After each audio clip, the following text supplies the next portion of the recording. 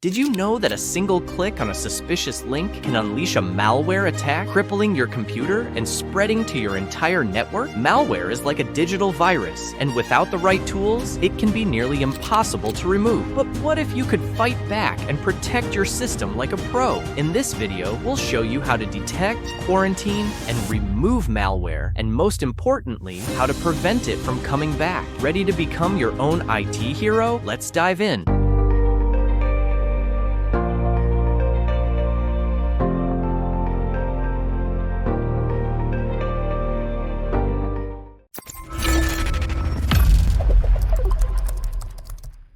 Malware removal. Like a knight ready for battle, the job of IT support technician is not without risk. You will have to face real monsters wanting to invade your workspace. In this course, we'll cover common symptoms of viruses, the different solutions to eradicate them, as well as the best weapon to protect yourself from it without getting vaccinated. Symptoms of malware. In the virus family, I would like the malware. The malware is simply malicious software which has been designed to infiltrate your computer. You could be infected if your PC application bugs, security alerts, or performance issues such as a slow start or applications that take a long time to launch. Quarantine. As soon as you have the slightest suspicion of an infection, well, you will see that it is a bit like with COVID, because you will have to isolate the PC and cut off all sources of communication. Especially if it's a client PC, you must disconnect it from the company network as quickly as possible to prevent the infection from spreading to other workstations. To do this, nothing could be simpler. Just unplug the RJ45 cable from the PC and remember to turn off the Wi-Fi. Remember that the malware has entered the system, and somehow it will seek to spread either internally or by contaminating other systems. You should also isolate all removable media, which have had a case of contact with the infected PC.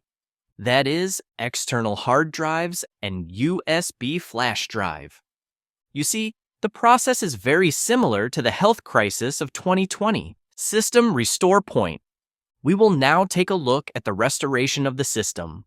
It's true that in the previous courses, the solution that came up most often in case of a problem was to do a system restore at a date when there was no problem.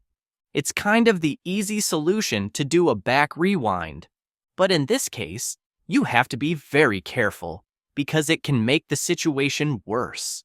I would even say that in the case of a virus contamination, you should not restore the system to an earlier date, because it's possible that the malware has already spread to your save points, and as a result, you will only restore it. So, how can we fight this virus without using chloroquine? Delete your restore points. Well, to start with, you need to delete all your restore points.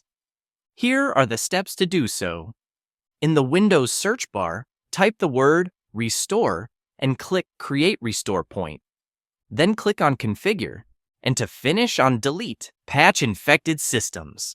Once that's done, you'll need to update your antivirus software. As you know, it is very important to equip yourself with an antivirus to block all these attacks. So, open your antivirus software and look for the place where it is possible to manually run this update. In the case of an antivirus, it will not be an application update, but rather what is called updating your virus database. That is to say that the software will download. The latest information on the new ones varies from virus for better protection. Scan and remove viruses. Then, after deleting your restore points and updating your antivirus's virus base, you should run a full PC scan. For better efficiency, you should run this scan with an antivirus, of which you have a license. Avoid anything that is free, especially when it comes to IT security.